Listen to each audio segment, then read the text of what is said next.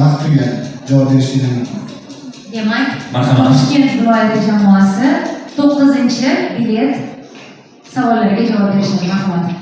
9-bilet birinchi savoli davlat fuqarolarining ekologik huquqlarini ta'minlash va atrof-muhitga zararli ta'sir ko'rsatilishiga yo'l qo'ymaslik maqsadida shaharsozlik faoliyati sohasida jamoatchilik nazoratini amalga oshirish uchun shart-sharoitlar yaratadi.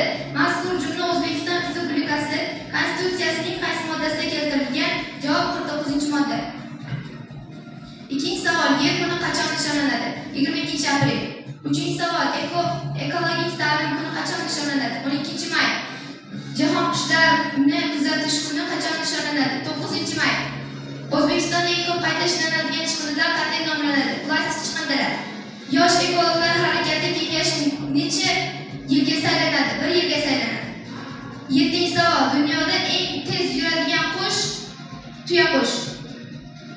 8-chi savol, qaysi hayvon terisi orqali nafas oladi? Baliq. 9-chi savol, dunyoda eng tez o'sadigan o'simlik qaysi? Palma. 10-chi savol, Toshkent viloyatining tog'li hududlarida Qizil kitobga kiritilgan qanday gul turi o'sadi? Lola qizg'aldoq, sariq lola, shu kabi o'simliklar kiritilgan.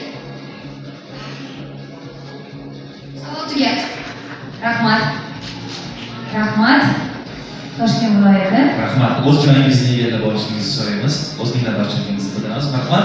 Navbatdagi jamoa Qoraqalpog'iston Respublikasi.